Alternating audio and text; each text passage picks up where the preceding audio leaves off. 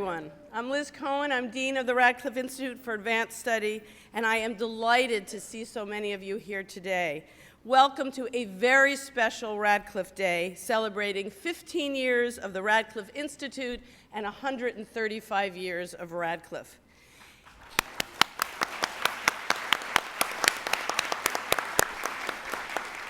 Each year on this day, we award the Radcliffe Medal to an individual who has positively influenced society.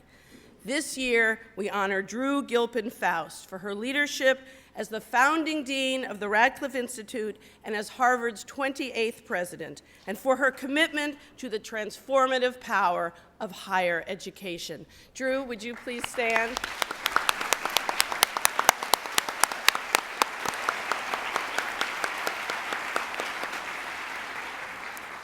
As is our tradition, the topic of our morning panel is inspired by our medalist's life and work. With today's panel, From Civil War to Civil Rights, the Unending Battle to Vote, we make two important connections. First, we recognize the formative influence that the civil rights movement has had on Drew and how it has inspired her award-winning scholarship on the American South.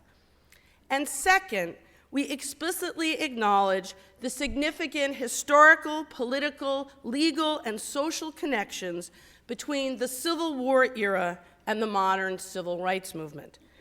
As Drew herself observed when she delivered the National Endowment for the Humanities Jefferson Lecture in 2011, both the Civil War and the civil rights movement were pivotal moments when the nation was, and I quote from Drew, convulsed in a struggle over the meanings of citizenship, justice, and equality, end quote.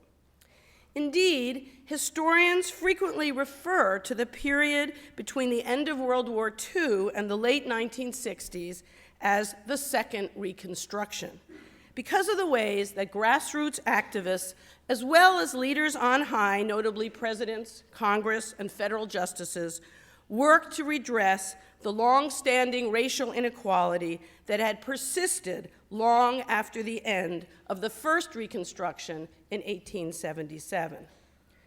This year also coincides with two important turning points in the history of voting in the United States. First, 150 years ago, in 1864, the Civil War was still raging. Lincoln's Emancipation Proclamation of 1863 had made ending slavery an explicit goal of the war, but it wasn't yet clear what kind of American society would prevail after the war ended. With the war's conclusion in 1865 came Reconstruction and heated political debates about whether and how to best guarantee citizenship, racial equality, and voting rights in the reunited nation. Between 1865 and 1870, 3 constitutional amendments were adopted and together outlawed slavery and guaranteed equal rights of citizenship, including suffrage, to African Americans. 2014 also marks the 50th anniversary of the landmark Civil Rights Act of 1964, which, together with the Voting Rights Act of 1965, barred unequal voter registration requirements along with other forms of racial discrimination.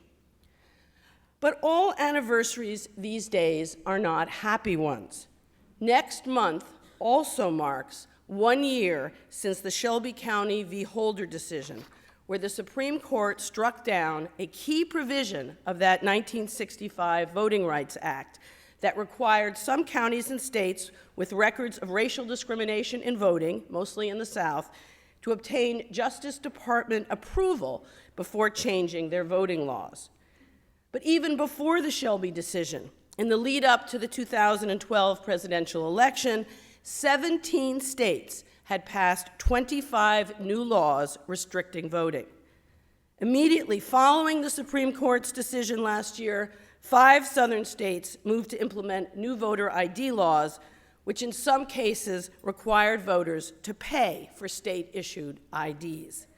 And states are continuing to change voting laws in ways once prohibited by the Voting Rights Act, redrawing district maps, obstructing voter registration campaigns, requiring proof of citizenship to vote or register, curtailing early voting, and discouraging student voters, among other tactics. These new limits on voting bring chilling reminders of Jim Crow-era poll taxes and other brazen barriers to full and fair electoral participation.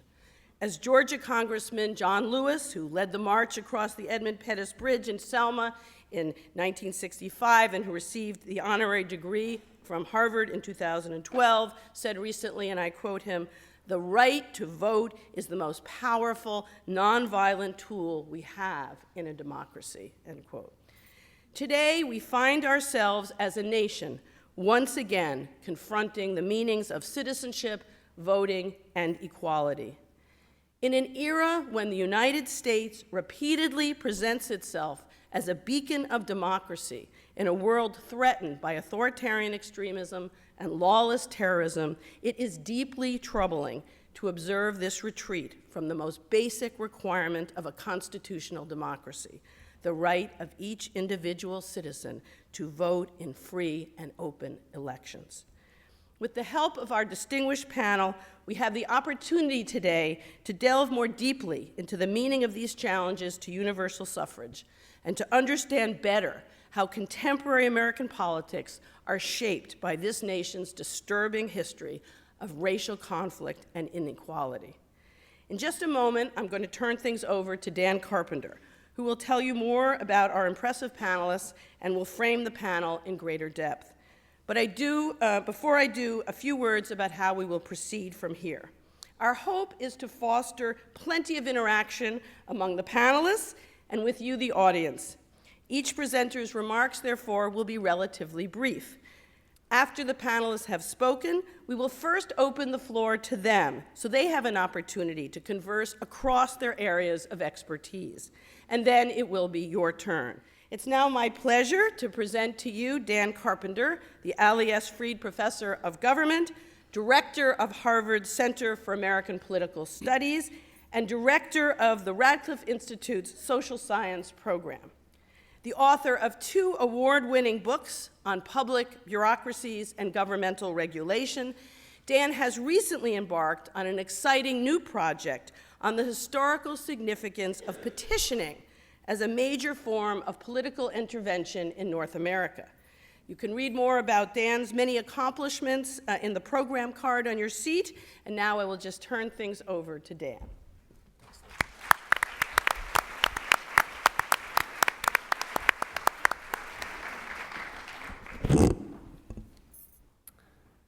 Good morning, and thank you, Liz, for those thoughtful remarks.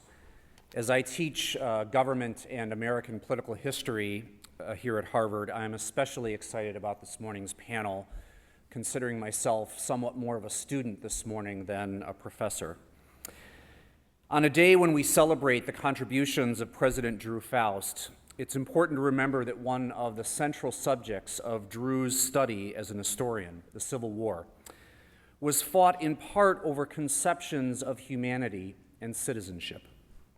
The models of anti-slavery before and during the war were many, but at their most radical and visionary, from William Lloyd Garrison to the Grimke sisters to Frederick Douglass and the radical Republicans of the 1860s and 1870s, and in the visions that culminated not only in the 13th and 14th Amendments, but also in the 15th.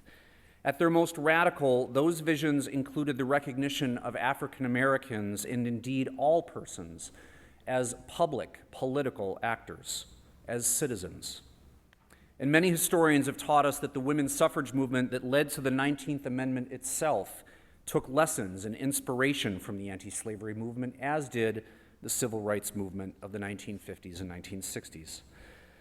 Alas, as Liz just reminded us, these stories of enfranchisement and progress are never preordained, never grasped once and then for all time, never irreversibly won.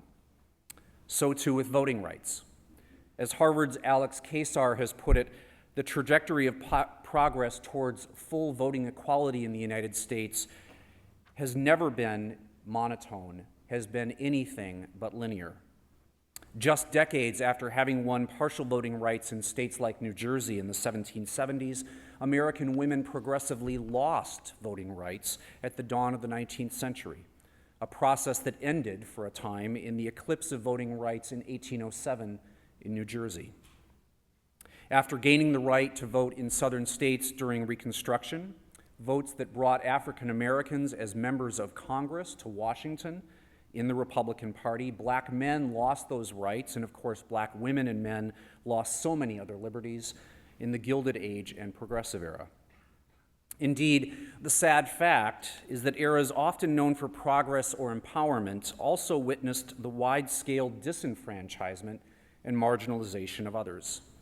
The democratizations of white, non-propertied men in the 1820s and 1830s, while important and undoubtedly revolutionary, were often accompanied by the rollback of women's civil and political liberties. In a recent project now hosted at Radcliffe, my Harvard colleagues and I have been digitizing thousands of anti-slavery and anti-segregation petitions sent to the Massachusetts state legislature. We've discovered waves of black petitions that speak to a broad mobilization against the threats of further segregation and civil rights rollbacks in the 1840s and 1850s. Those petitions, which are now online individually, will be accompanied by a public website being constructed by Radcliffe and that will be launched this fall. These documents underscore not only the power and breadth of African American mobilization, but also the precarious nature of free black lives, even here in Massachusetts, in the very state that cradled the abolitionist movement.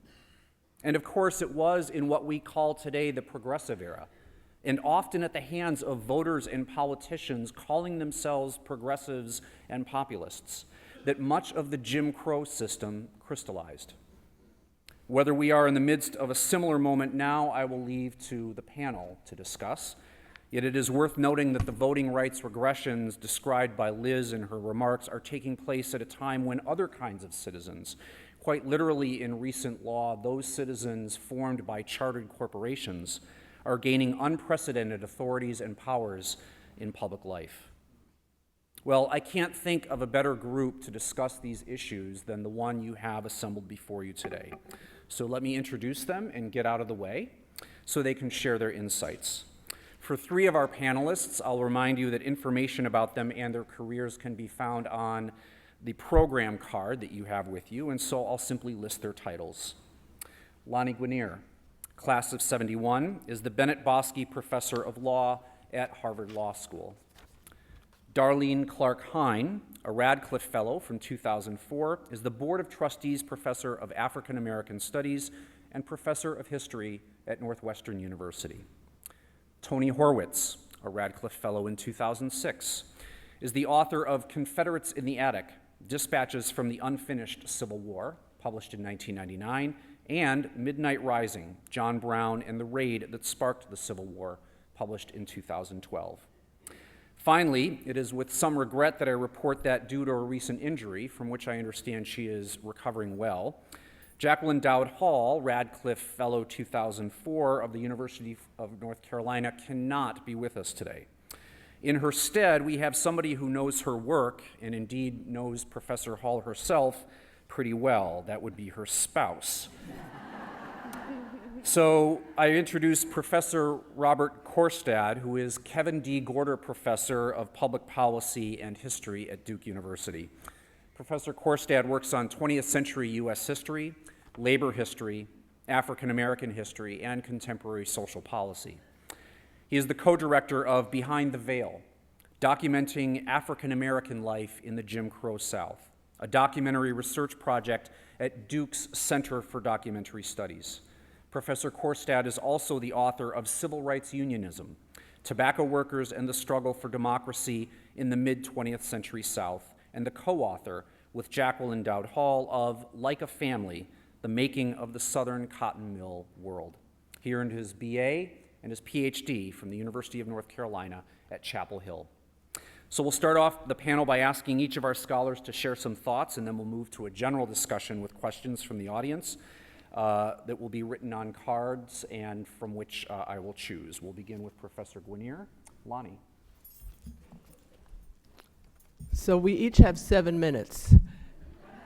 I'm going to try and give you the history of the Non-Voting Rights Act.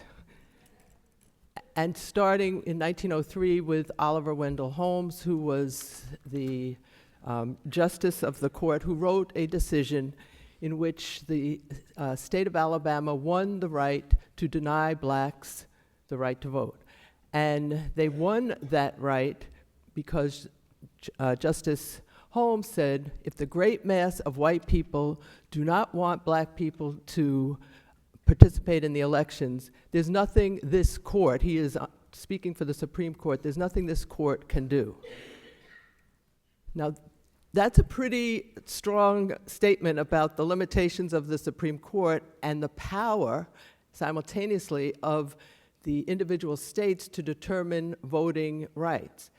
And the biggest problem that I see with that symmetry is that we have a society in which the states, this is all states' rights, are determining who can vote and who can't vote, even though these states are part of a union in which whether you can vote or not for state electors, you should be able to vote for the president and the vice president and others who represent the United States of America. We haven't gotten that sophisticated yet, so we still basically allow individual states to determine who can vote. And as you just heard, many of these new rules that are taking over many of the states really make it impossible, or if not impossible, improbable, that poor and working class whites, blacks, Latinos, Asians are not going to be able to vote for state elections, but also for federal elections. And that's a juxtaposition that I really think we need to address. And part of the reason we need to address it is because if you look at other countries, including Germany, which is a country that has contained many terrible incidents, in Germany, everybody gets 2 votes, right? Not just 1, but 2. 1 vote is for their local representative, and then the other is for the political party whose ideology or views they agree with. So, and that's a system that we put there as the United States after we won World War II. But somehow we can't put it in the backyard of our own states. So that's the larger picture. If I had more time, I would sort of work you through the evolution of even the minimal amount of power that the federal government has in terms of enforcing the concept that each citizen is entitled to the right to vote. I just want to point out a couple of things. One is that we had Chief Justice Holmes at the time, Justice Holmes, who was saying the Supreme Court was without power. But you also have the evolution of the Supreme Court's views in cases brought by a dentist in Texas, whose name was Dr. Nixon, and who was he was willing to go to the Supreme Court twice to get the right to vote in Texas. The first time he goes, they say, yes, this gentleman should have the right to vote. That didn't matter because Texas then came up with some other arrangement.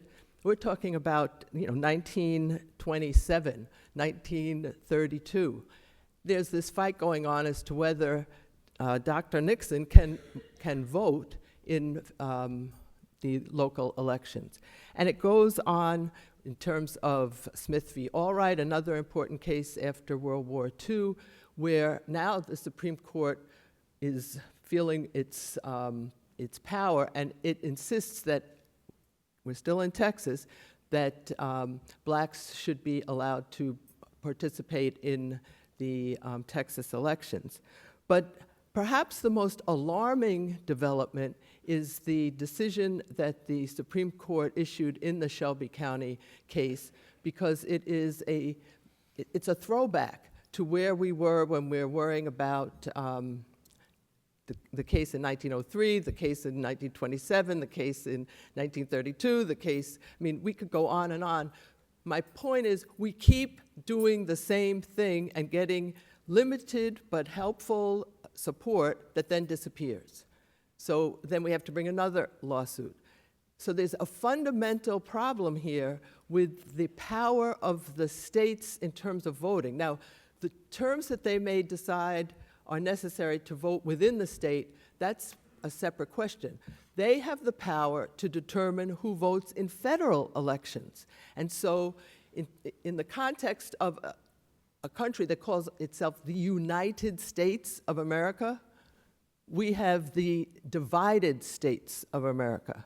And if we really want to engage people in their right to participate in the decisions that are going to affect them and their children and their neighbors, then we need to be much more aware of what other countries are doing. So I mentioned Germany. In Canada, the census takers go out not only to take the census, but to register people to vote. What? I mean, you think about what the Supreme Court would say, they would say that that's a violation of states' rights. So I wish I had more time. I'd help develop the evolution of this, but I decided that my main point is to get everyone to see how pathetic, how limited, how inflexible our distribution of power is in the United States when we give each state the right to determine who gets to vote in federal elections, who gets to vote for president of the United States, and who gets to vote in instances in which your senator, right, is part of a group of people who are trying to do something at the level of the United States government. We're going backwards, not forwards. And when I say going backwards, I'm talking about Texas, I'm talking about Mississippi, I'm talking about Alabama, I'm talking about North Carolina, I'm talking about South Carolina, and there are pockets of other states that I could include in my talk, but I have 0 minutes.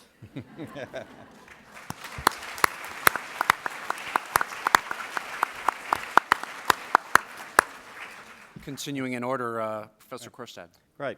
It's a pleasure to have this chance to report to you from the front lines of the struggle for voting rights in the United States.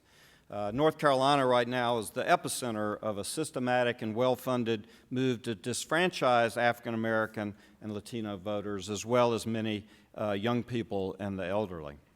This effort became law last summer when a conservative Republican majority in the General Assembly passed a comprehensive election reform bill, House Bill 589, that, among other things, required voter ID, limited the time for early voting, abolished same-day registration, and made it easier to challenge voters when they registered. But North Carolina is also home to a dynamic interracial movement that's fighting this abridgment of basic democratic rights. And Jacqueline and I have been involved in this struggle on a number of different levels over the past few years. First, we helped create a group called Scholars for North Carolina's Future. And Scholars for North Carolina's Future is an organization of people in higher education that are committed to using our knowledge and our resources to foster informed conversation about political and economic challenges in the state. Second, we've been very involved in the Moral Monday movement. This is a grassroots effort led by the NAACP that's rallied thousands of North Carolinians in Raleigh and across the state to protest policies enacted by the General Assembly. We were in the second group of demonstrators that were arrested for civil disobedience at the state capitol last year and regular participants in the demonstrations. And finally, this past spring, I collaborated with a colleague at UNC on a brief for the North Carolina NAACP's legal challenge to the new election law. Our task in that brief was to assess whether there was a history of racial discrimination in North Carolina, specifically with respect to voting practices. Now, this history was drawn home to Jacqueline and me in the Wake County Jail last May. One of our federal arrestees told us the story of her mother, 92-year-old Rosendale Eaton. The elder Ms. Eaton had been one of the first black women to register in her county in North Carolina when in the 1940s she passed a literacy test by having memorized and was able to recite the preamble to the North Carolina Constitution. She's become a superstar in the Moral Monday movement and is now the primary complainant in the NAACP's lawsuit against North Carolina's restrictive new voting law. An article in the National Review called Ms. Eaton the left's faux martyr. Sure, it says she deserves credit for fighting for voting rights in the distant racist past. Today, however, she is not an activist in the long civil rights movement, but the pawn of a left which is drawing false parallels between then and now. In fact, both the voter registration drives of the 1940s and the Moral Monday movement today can best be seen as key moments in North Carolina's long and cyclical history of struggle over minority voting rights. These moments, which we outlined in much detail in our brief, occurred during Reconstruction, the fusion movement of the 1890s, during the New Deal and the World War II period, and then in the Civil Rights and the War on Poverty era. During each of these periods, black citizens pressed for free and fair access to the franchise and used the power of biracial politics to democratize the state and its institutions. In each era, Democratic forces reformed state election law to remove barriers to political participation. Voter registration and turnout increased dramatically, as did the number of black elected officials to public offices. And government became more responsive to the social and economic needs of North Carolinians who suffered the deprivations of white supremacy. In each case, conservatives rejected this expansion of both the electorate and the role of government in daily life. During the late 1860s and the 1890s, they relied on vigilante violence to intimidate blacks and their white allies, and in campaign speeches and political cartoons, they conjured up the demon of Negro domination. Now, the civil rights victories of the 60s made this kind of rhetoric unacceptable, at least in polite company, and necessitated the invention of new code words to animate white fear and animosity. Republicans asserted that House Bill 589 was necessary to combat what they called voter fraud and restore confidence in government. And this echoes very well with the language of the white supremacists of the late 19th century who called for good order and good government. The most recent cycle in the long history began in the 1990s when a biracial alliance of progressive lawmakers and the Democratic Party, pushed by citizen groups, helped North Carolina break from the Southern pattern of disfranchisement. They erected multiple reforms to make voting easier. They combined with efforts to encourage black and Latino population to participate, and that spurred turnout that jumped from the 48th in the nation in 1988 to 11th in 2012, and most of this increase was among black voters. As in the past, increased minority participation in politics translated into an expansion of public programs in education, healthcare, workplace safety, and social welfare spending. In sum, House Bill 589 represents then the latest chapter in this long struggle over minority voting rights in North Carolina, and in its origins and provisions recapitulates the history of the earlier eras. But unlike the earlier cycles, most notably the populist rebellions and the fusion movement of the 1890s, which was followed by more than a half a century of disfranchisement and segregation, this cycle of disfranchisement and government retrenchment has generated an unexpected, broad-based, progressive coalition that, together with rapid demographic changes, poses what may be an existential threat to the current focuses of reaction. Mrs. Eaton has become a mainstay in the Moral Monday movement and in the current battle for voting rights. And let's hope we don't have to resurrect her again 20 or 30 years later. Thank you.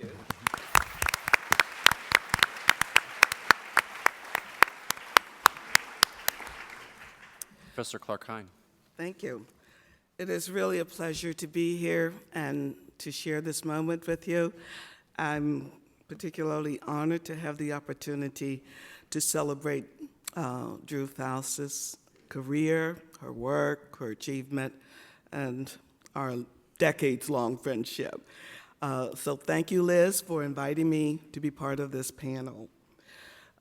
There are 4 points I want to make. The first is that the white primary was the topic of my PhD dissertation in the first book, and after 20 years, my conscience bothered me so badly that I reissued a new version of the book, Black Victory, The Rise and Fall of the White Primary, because I had not included enough information about the role of Black women in the struggle to overturn the white primary. Lani gave you a brief introduction to the white primary. I just want to take you through the history of it very briefly because it bears repeating. 2 years ago, I was invited to give a lecture at the Texas State Historical Society's annual convention. I was the keynote address, or I gave the keynote address. The room was full of Texans, mostly white Texans, and a number of African Americans for the first time, because this was the first time in its 100-year history that a Black woman was the president of the organization. And so she asked me to come back and come down and talk about the white primary. And after I gave this detailed presentation, which I will not take you through today, during the question and answer period and afterwards quietly, I cannot tell you how many very distinguished looking ex-judges, lawyers, history buffs, professors came up to me and told me they had never heard of the white primary. And this is Texas history. Never, ever heard of it. And so I just said, well, maybe you should read my book. But in any event, Lawrence A. Nixon, a Black doctor, was the first to challenge the white primary. And it took 2 court cases in 20 years. It still prevailed, because every time the court would strike down the white primary, the Democratic Party leaders in Texas would come up with a new twist on the white primary. And so finally, the Democratic Party declared itself a private organization, and only its members could vote in the primary elections. You had to be white to be a member of the Democratic Party, and therefore you had the right to vote. But if you could not pass that color test, you simply did not matter, because the election that counted the most was the primary elections, and the general elections simply rubber stamped the result of the primary election. So to be disfranchised, to be denied the right to participate in the primary elections, essentially meant that you had no public voice, no right to participate in public discourse. Now, Thurgood Marshall, the NAACP, for 40 years fought to declare the white primary unconstitutional. In 1944, in the Supreme Court decision, Smith v. Albright, they finally won. Thurgood Marshall would later reminisce and say that he considered Smith v. Albright to have been the most important U.S. Supreme Court decision in the 20th century. and certainly in his career, because it was the Smith v. Allwright decision that essentially affirmed the 15th Amendment and gave black people the right to vote. For black women, the story takes a really important turn. Since the 1920s, black women were organizing for the right to vote because the suffrage movement in the South, the passage of the 19th Amendment, did not enfranchise them. Mary McLeod Bethune, in her great wisdom, one of the most important politically located black woman in the 20th century, founded the National Council of Negro Women. And the purpose of that National Council was to organize black women to continue the struggle to fight for the right to vote. Mary McLeod Bethune and Lulu White in Texas were phenomenal community organizers, and they also raised almost all of the money needed for the NAACP to fight those legal challenges. So they were putting their organizational skills and their money and resources and whatever else it took to retrieve for black women the right, well, to gain for black women the right to vote. That's why the 1965 Voting Rights Act means so much to black women. It is because with that piece of legislation, for the first time, they really felt that they had the right to vote. It was black women's suffrage movement fulfilled, achieved. I mean, that's how much they were invested in it.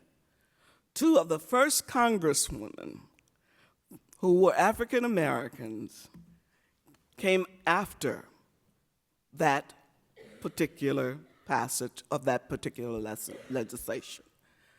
Barbara Jordan from Texas and Shirley Chisholm from New York.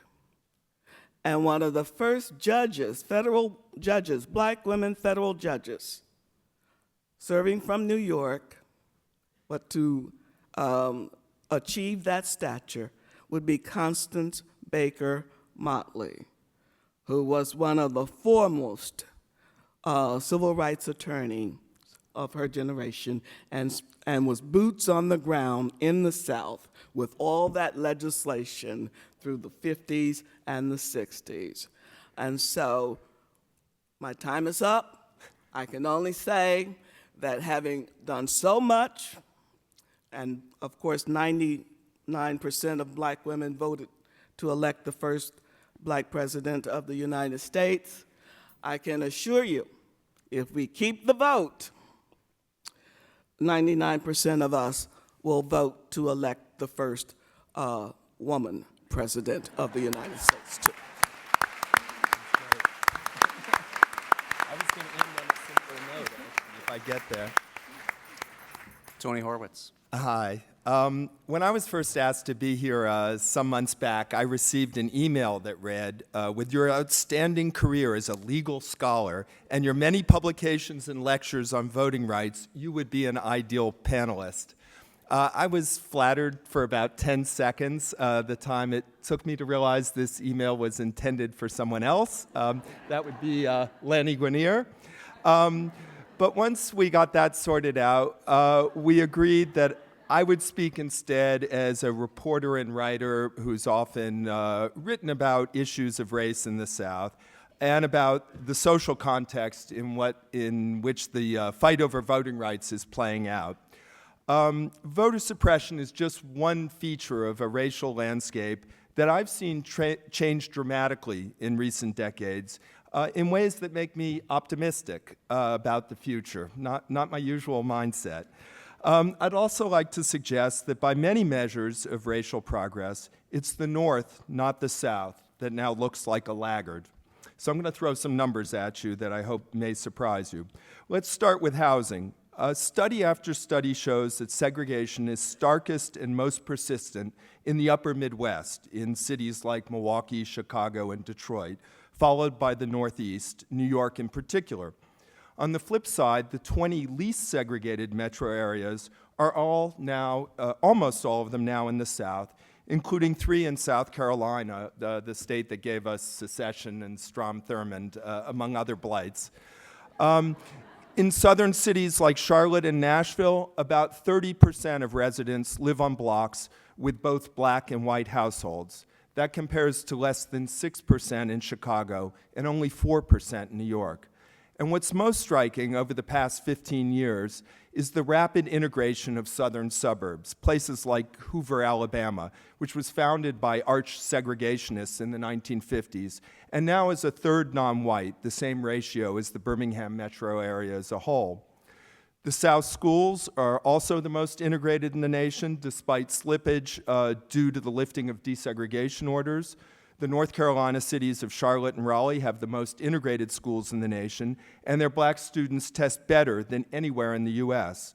The most segregated schools, New York, followed by Illinois, Michigan, and New Jersey. The same pattern holds when you look at jobs and income. The metro area of Augusta, Georgia, has the smallest gap in the nation between white and black employment rates. The biggest gap, Madison, Wisconsin. In major southern cities, white household income is about 50% higher than it is for blacks, a discouraging number. But in Chicago, San Francisco, and Philadelphia, white income is 100% higher. And the biggest gap is in the Twin Cities of Minnesota, where whites earn almost 3 times as much as blacks. Now, there are a lot of reasons for these sorts of numbers that complicate simple analysis. Among other things, they reflect the success of government and court action and strong economic growth in the South.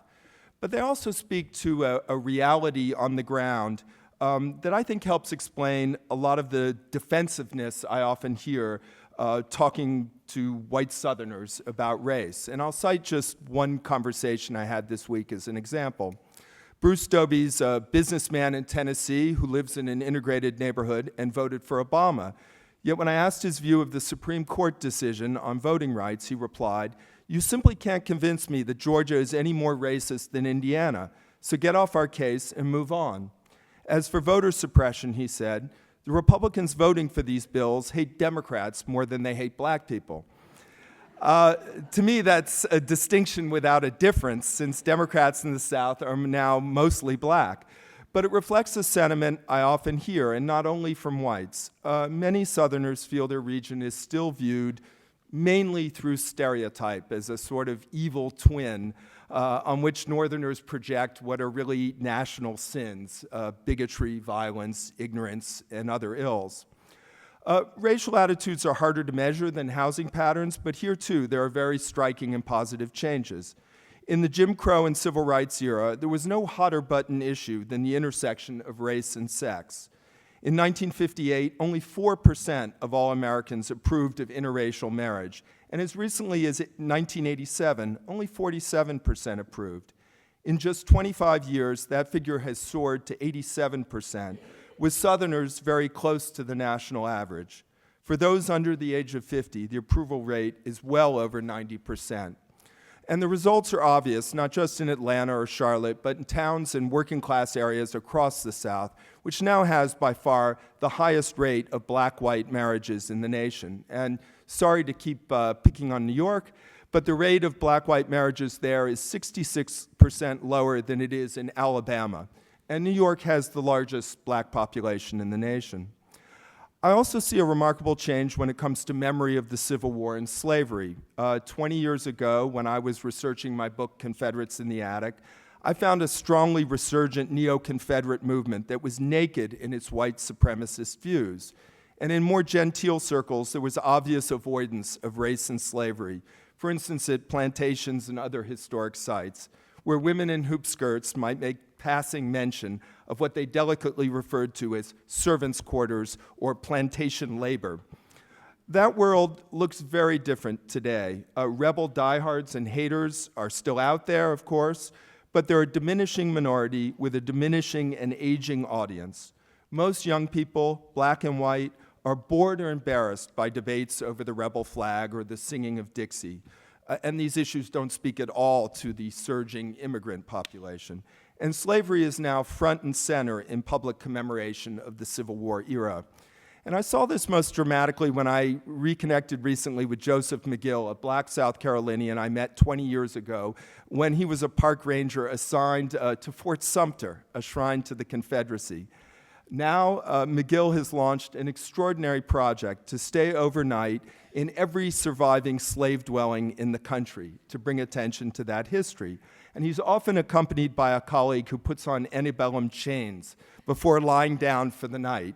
This is super hardcore reenacting of slave life rather than of, rebel glory. But what struck me the most was McGill's reception when I traveled with him to stay at some of these cabins. Large interracial crowds came to hear him speak. Schools across the South send students to overnight with him to learn about slavery. And the owners and managers of slave dwellings, usually old Southern families, have issued so many invitations to McGill that he can't keep up with demand. And he told me he really couldn't have done this work even 20 years ago. And when I asked him why, he said, what's really changed is the attitude of people raised and schooled in an integrated South who are comfortable with this new world and are bringing their elders around. And what this and many other experiences have helped me realize is that the neo-Confederate surge I documented in the 1990s was in reality a doomed rearguard action, a last-ditch assault in the face of the civil rights movement and all it achieved. And I regard efforts to suppress voting rights in the same light.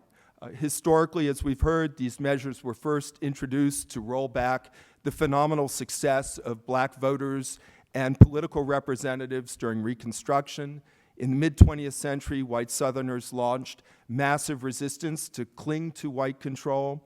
Now, in the wake of unprecedented black voter registration and participation in 2008 and 2012, we're seeing another desperate attempt to turn back the clock.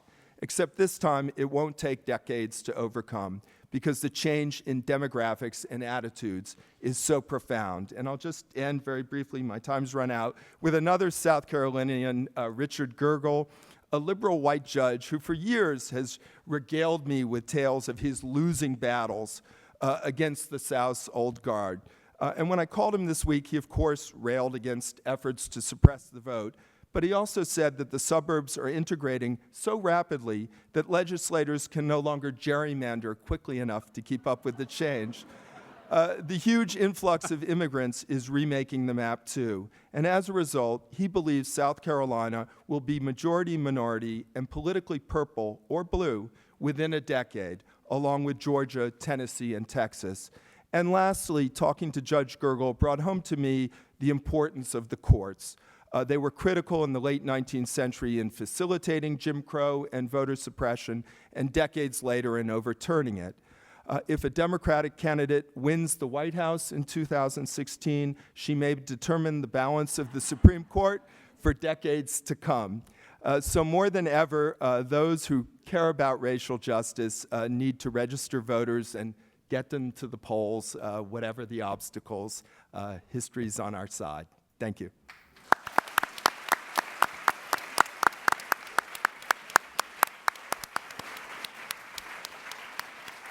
Let me thank our panelists. Listening to them, I'm overcome with two emotions. The first is the abiding anxiety that I, in fact, might be the author of that erroneous email that confused Tony Horwitz and Lani Guinier. So apologies to both of you if that was me. I hope, though, Tony, that you're grateful for the legal degree that I bestowed upon you in the email. Absolutely. The second is, this feeling of anxiety about the future, as hopeful as Tony is. And I wanted to start off with a question to all of you as we sort of talk amongst ourselves here and to the assembled audience. What does the future look like in terms of strategies for rolling back the rollbacks, for reversing the regressions that we've had. And let me just add a political science bias of mine. I tend to think of what's the coalition that's going to do this. Not just the coalition of voters, but the coalition of professionals, activists, and things like that. So with that notion in mind, what's the political coalition that could counter some of these disturbing trends? What do you see as best strategies for the future to combat these unfortunate developments? Well, I know in Texas, been keeping up with what's going on with the the gerrymandering of the state, and right now, of course, Texas is near majority minority state, and coalitions are being built forged between the Mexican and Latino and African American populations. I've been receiving, and this book is very old, and I've been receiving phone calls, emails from people all over the state about the history of coalition building across ethnicities and what have you. And I don't have that information. So what I'm suggesting or thinking or concluding is that there's a lot of interest in people coming together, particularly in Texas, and trying to bring some balance, because if you look at the state legislature in Texas, it does not reflect this ethnic diversity at all. That's right. I mean, it's like 85% white. Right. And so I think everybody's taking note, and that's what cross-ethnic coalition building. Yeah. Other thoughts? Well, I think in North Carolina, I'll just lay out a little bit of what the NAACP is doing, because they have a actually very concerted strategy to try to roll these changes back. One is the court challenges, so they've been very involved in that. I have no idea what's going to happen with that, but in just looking at the rebuttals and the briefs that the state of North Carolina has sent to the courts, I think that any kind of right-minded judge is going to look at these things, and there's just really I don't think there's any foundation for for many of the changes they're trying to make. Another is political mobilization, and that's everything from registering workers to vote. We're going to have a Freedom Summer type movement in North Carolina this year, but also is the building of coalitions. I think one of the things that's going to change things in North Carolina is that there are a large number of liberal women who have been organizing, a lot of them white, but not entirely, to get women candidates running for office, starting to train them, raising money. I was at a number of fundraisers this spring, and all of the women won, at least in the primary. So I think there's a lot of that, of trying to build these coalitions. And then keeping up the kind of pressure and keeping the Republicans on the defensive through demonstrations, through creative use of nonviolent protests. So I think that at least in North Carolina, there's a pretty concerted effort to try to do that. Lani, do you have thoughts? I think I've already answered the question in what I said earlier, but I'm happy to restate what I said earlier, which is Americans need to be educated to what other countries do so that we can see that we are not as democratic, not as inclusive, and not what we think we are when you compare us to Germany or to even South Africa, where they are actually encouraging people to vote. I think the United States is becoming more embarrassed about the state of education because of the comparison to Finland and other countries where many more of the people, the children who live there, go not only to high school but go to college. There's an investment in the future by investing in the present through the education of our students, and the education of our students cannot be limited to what's happening in the United States. It has to be expanded so that we see it relative to much more successful efforts to be inclusive. Canada, right to the north, is a better example in terms of participation. And if you go south to places in South America, you have Porto Alegre is one example. You have different kinds of decision-making in which there's an effort to bring in the people who are going to be living in a particular community and get them to start functioning as if they are a local legislature. And I don't mean a local legislature in which they have all of the power, but if you look at Porto Alegre, if you look at several other places in South America, you will see that there is an effort. In Chicago, they even have some of these in some of the districts in Chicago, where money is given to a community, and then it is the people in the community who begin to work together. And when I say people, I'm talking about the rich people as well as the poor people working together to figure out where the money that this particular community has should go to. And in just one quick example, the people who were wealthy wanted to improve the museum. The people who were poor wanted to have fresh water. People who were interested in improving the library or the museum were stunned by the fact that poor people didn't have access to water, and there was a coalition that was built that you would never have predicted. So I think there's a lot in common with what several of the other speakers have said, but the key is to get people mobilized and to give them the possibility of understanding that they are the decision makers, not the people that they have purportedly elected. Given the fact of the gerrymandering, et cetera, that election already took place before Election Day. It took place when they drew the lines of the district. Tony? I'll second everything that was said. Okay. Wait for the next one. Okay. Before I go to the next question, let me remind you, you have cards available with you, and if you have written a question on those cards, please hold them up so that one of the staff can retrieve them and then deliver them to me so that we can ask them up here. I just want to extend this a little bit. I was struck by Tony's remarks that the North does not necessarily look better than the South in so many of these indices and symbols in terms of where it's going. And anecdotally, I come from a small town in northern Michigan, and I will note, going back there every summer, the increasing number of Confederate flags and license plates that I see in the rural Midwest as kind of a social fad of sorts, but obviously one with deeply racial, if not racist, implications.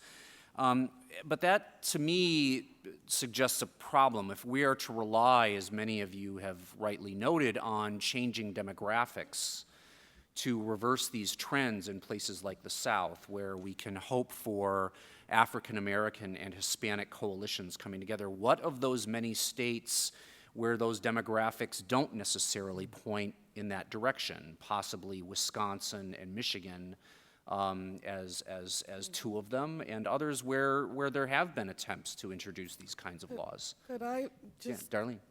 engage in this conversation with you? Because one of the sections in this overly long paper dealt with the infusion of money into the electoral process. And since the United States Supreme Court has ruled that money is, deserves speech. I mean, it's free. Put it artfully. That to have a whole lot of money is to be able to speak very loudly and powerfully.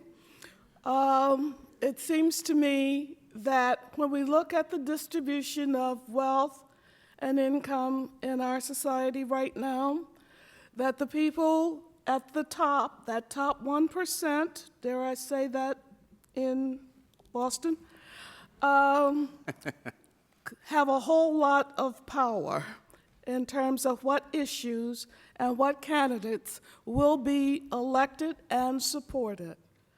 And to me, even more important than focusing on coalition, if we don't focus on the infusion of money, and big money is the mother's milk of politics right now, we're going to all starve to death, the 90% of us who do not have those kinds of contributions to affect politics in America. So we just need to just put it front and center in every conversation.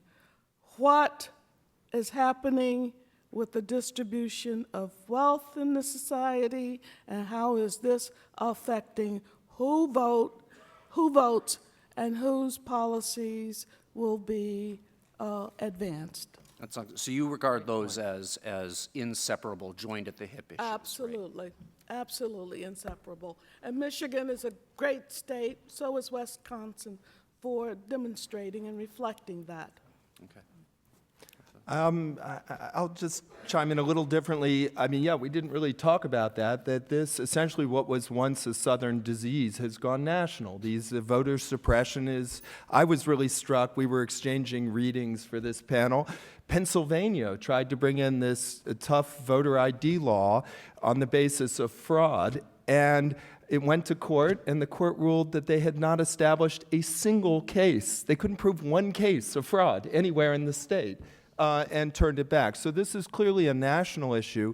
So one response I would have is the media. Part of the reason for some of what I was talking about, if I feel perceptions lagging reality, is that if there's a racial incident at Ole Miss, we're all over it. I would be too.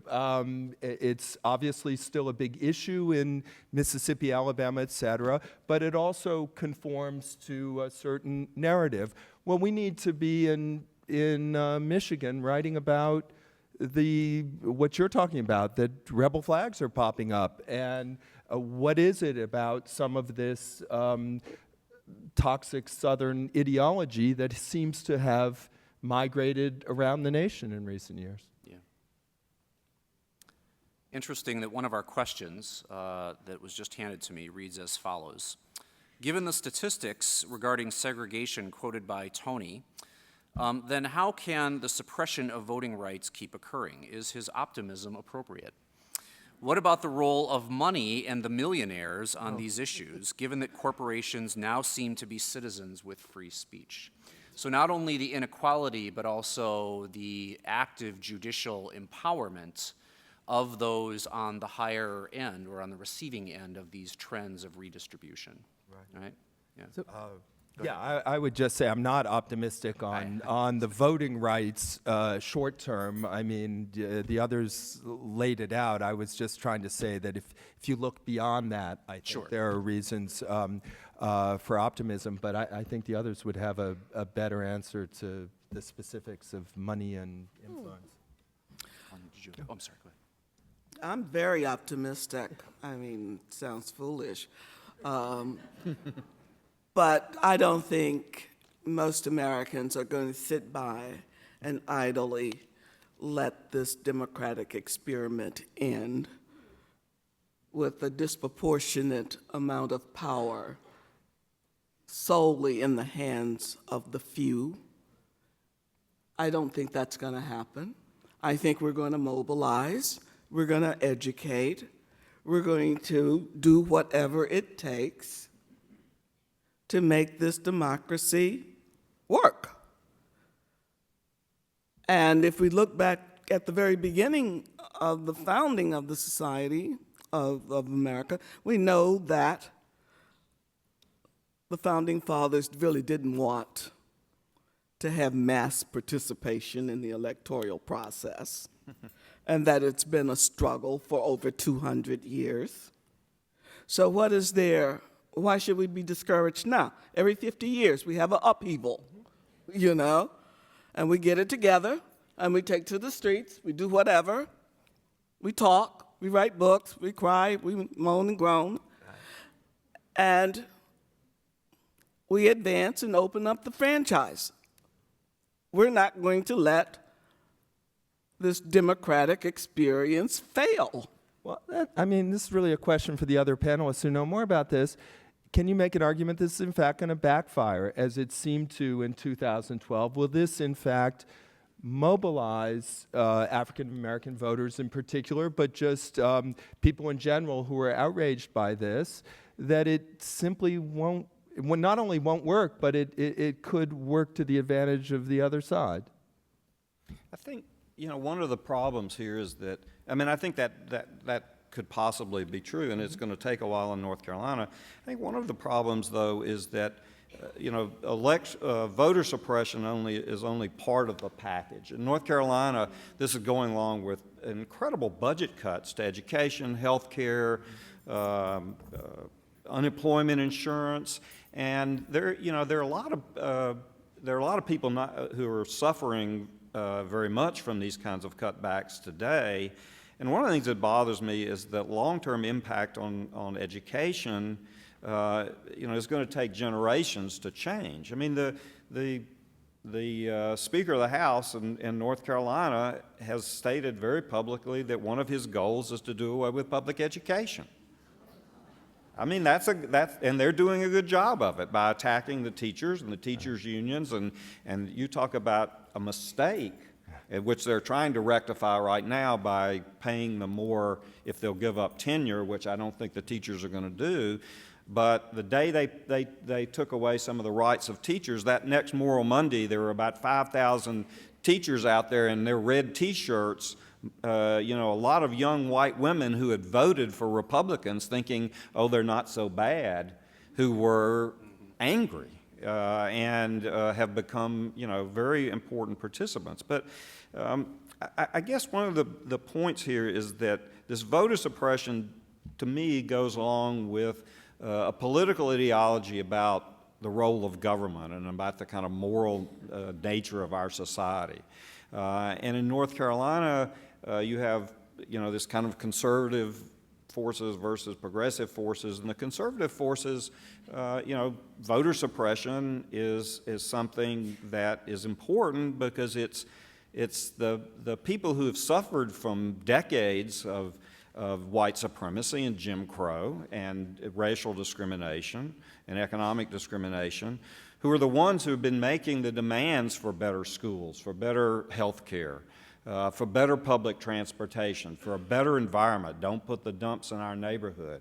And it's not that they're black or Latino that is so upsetting for conservatives. It's the fact that once they get into power, they make demands on the state, they make demands on the society that conservatives see as, raising taxes and therefore making demands on their wealth. So we're involved, I think, in a very fundamental struggle here about the political economy of this country. And it's in North Carolina right now, it's a very raw discussion. And I think on one level that's really good. At least people are being honest about it. But that's a fight, and that fight's been going on in this country a long time too. I think there are a lot of ways we can go about it, each of which has its strengths and its weaknesses. One of the ways is to out Chief Justice John Roberts from, but when I say out, I don't mean kick him out, I mean to publicize the fact that when he was in the Reagan administration in the 1980s, he was opposed to the amendment or the reinforcement of the Voting Rights Act of 1982, which was passed with a lot of Republican support in the Congress, both in the House and in the Senate. And he wrote several memos, which, for whatever reason, have not been made particularly public, in which he talks about the importance of avoiding the amendment or the sustaining of the Voting Rights Act. So that's one point. I think that the point of social movements is a really valid point, and it's very important. The Moral Mondays in North Carolina bring together blacks and whites and Latinos and Native Americans. That's fundamental. But I also think that there is a fundamental problem that we don't talk about aloud. We whisper, and that is the distribution of wealth in this country. And the idea that people who are billionaires can somehow decide elections for us is an enormous undermining of democracy. And so money as speech, it goes much further than that. It's money as power, and not just the power to speak, but the power to do. There has been several research projects where they've looked at the distribution of wealth in three different options, and it turns out that 90% of these people who have taken the test, and this is in Ohio, so you think of it's middle of the country, 90% of the people who took the test preferred Sweden's distribution of wealth than the United States or some random approach. And in Sweden, they recognize the role of people with a lot of wealth, but those people have the same amount of power as other people. In other words, you don't buy elections in Sweden the way you buy elections in the United States. And that's something that I think we should be ashamed of, because we are proud to be a democracy, and yet we are not functioning democratically. Thank you. I'm going to just start collecting some of the questions from the audience here. There are many, and I apologize that we just simply won't be able to get to all of them. There are three that are connected to disenfranchisement related to previous criminal convictions, and so let me just sort of summarize those. We have an audience member who would like us to comment on the disenfranchisement of felons, or any sort of denial of the right to vote those who have been convicted of a crime.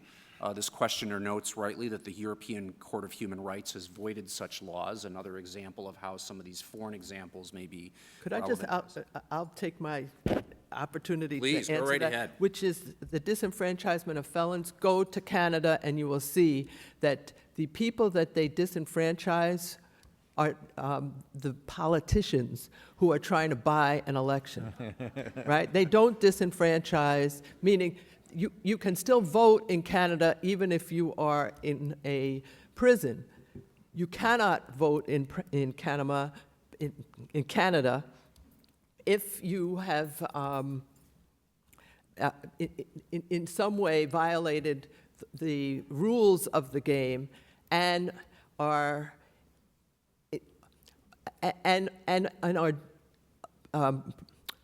elected to something. In other words, only elected officials are the ones who have to go to prison for their comments or for whatever they have done as an elected official. If you are a citizen who has violated the law one way or another, you still retain the right to vote in Canada.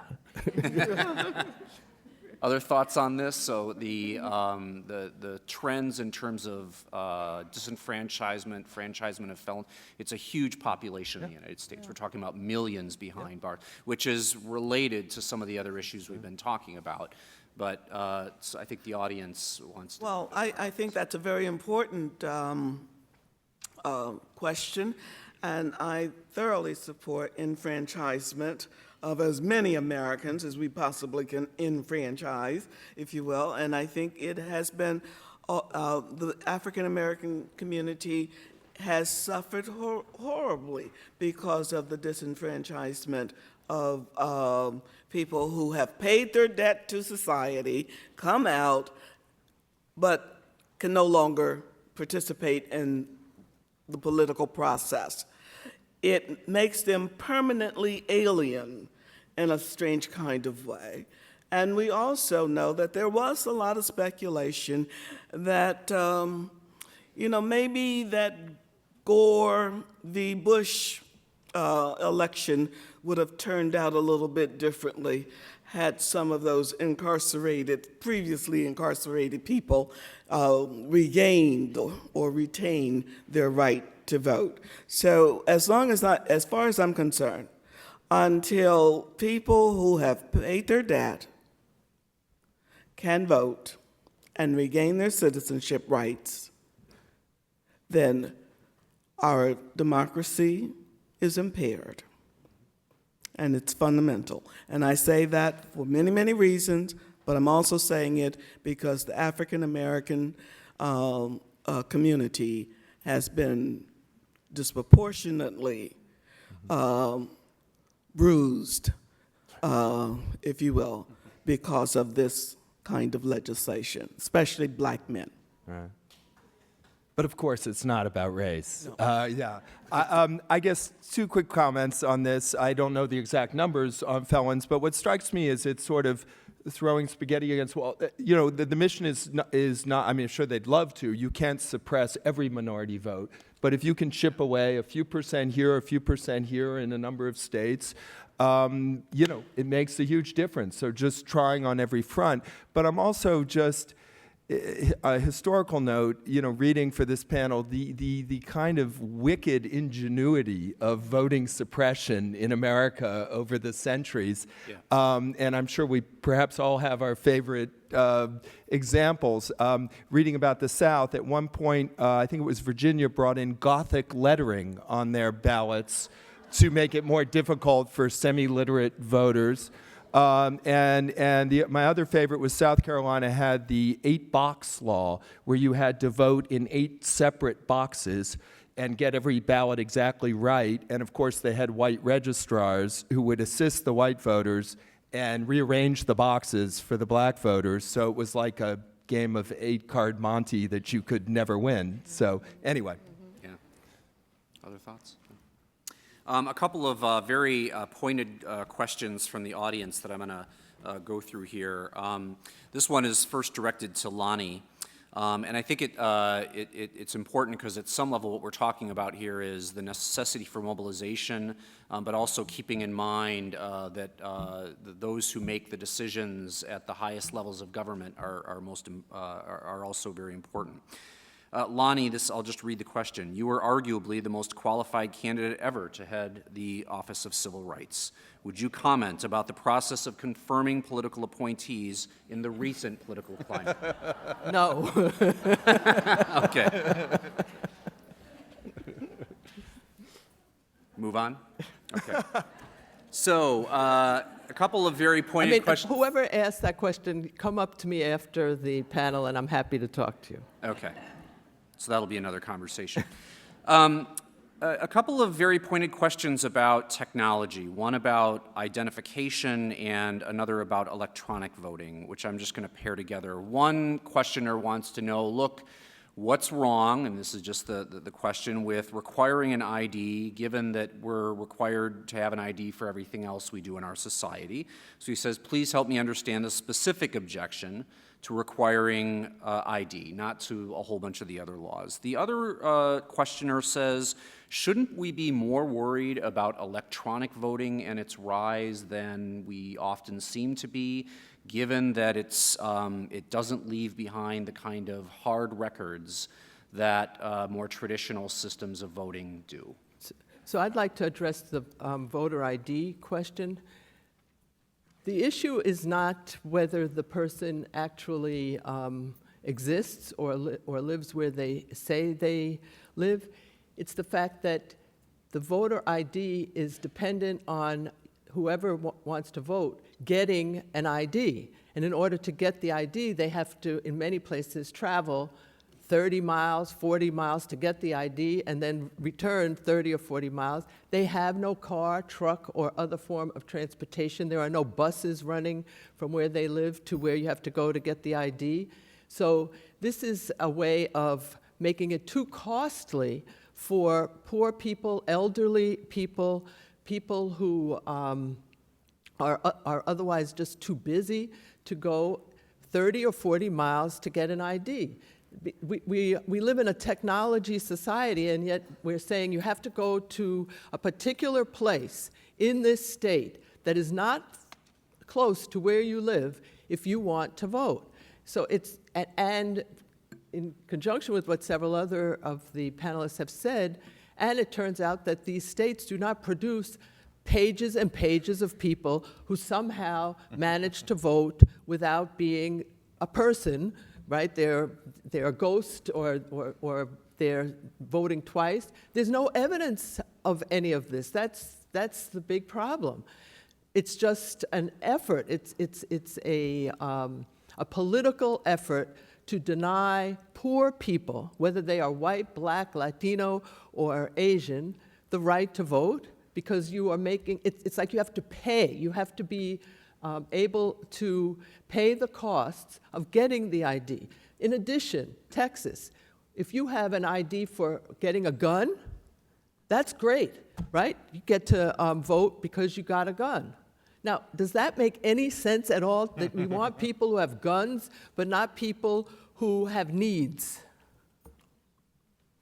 Well, also, just as Bob mentioned to me beforehand, then the other trick then is you have to get your driver's license or something from them, and then the DMV is magically only open one day a week from 1 to 4. One day a month, half a day a month in many eastern North Carolina counties. I mean, part of this is, any barrier you raise to voting automatically excludes people. Okay, so whether it's, in North Carolina, when we had early voting and it was like 3 weeks long, that gave a lot of people who are working 2 or 3 jobs the opportunity to vote when it was convenient for them. Same-day registration. I mean, I spent a lot of time meeting people at bus stops who weren't registered, and took them to register and vote on the same day. That was something that was convenient to them. And so one of the things that's happened in North Carolina is that in the 90s and the 2000s, we had all this progressive legislation that took down barriers to voting. And what's happening now is we're recreating those barriers, and every one of them means a certain number of people aren't going to vote for whatever reason, convenience, whatever. And, that shouldn't be the goal of democracy, to make it difficult for people to vote. I mean, we started with the motor voter bill in the 1980s. We've been trying to do this for a long time, and that we need to be moving, and that's where we should be using technology. Let people vote online. I mean, they can use credit cards and all this other stuff. Maybe it's brain science, but it's not rocket science. I just want to add that it's a poll tax. Yeah. And poll taxes are unconstitutional. Yeah. And poor people, the elderly, infirmed, all kinds of people who are good citizens, love this country, should have as wide an array of opportunities and possibilities of making their voices and their wills felt. Voting should be expanded. It should be made easy. It should be free, if we're a free country. And everyone should be encouraged to vote. Well, to go back to Lani's sort of international focus, I mean, I know in Australia, but other countries, you're actually required to vote. You can be fined if you don't. So a very different approach, right? Yeah, absolutely. Final question, right?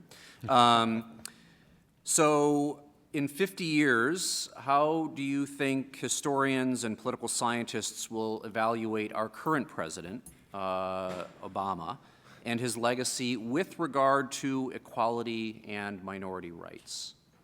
Do you see unabridged positives, some concerns, things like that? I'll jump in and give a off-the-cuff response that has nothing to do with his policies as the father of 2 school-age sons. I think there's just something you can't measure of having a black president and having, if not a generation, a large number of Americans spend a formative part of their youth with this being the new normal. And I don't think there's any way to measure that, but I think it's going to have a huge impact, and maybe more than any specific policies or pronouncements. Anyway. I think he's going to be remembered for his health care advocacy. People, doesn't matter if you can vote if you're ill and you don't have adequate health care opportunities or facilities, or, opportunities to just be better. So I think historians are going to praise him for that, probably more than anything else. I know within the African American community, that is probably one of the most important legacies he could ever hope to have, access to health care. That's a really tough question, because I think that in understanding his presidency, we have to understand better the Supreme Court of the United States and the Congress. And what his being president is, it's very important as an example, as something to be proud of individually. But I think it's equally important, if not even more important, to see the way that the media has allowed the Supreme Court and the Congress to act very foolishly in ways that are just intended to undermine this particular person's presidency. So it's not about him per se, it's about our system of government, and how can we consider ourselves a fundamental democracy when we have what's going on in the Supreme Court and what's going on in the Congress. And what's going on in both of those places has a lot to do with who is powerful, and who is powerful means who is rich. Yes. We will leave Lani with the last word on the panel. Thank you, everybody, and Liz. Yeah, just a few words before you get up. Thank you, Dan, for moderating such a terrific conversation, and thank you to all the panelists.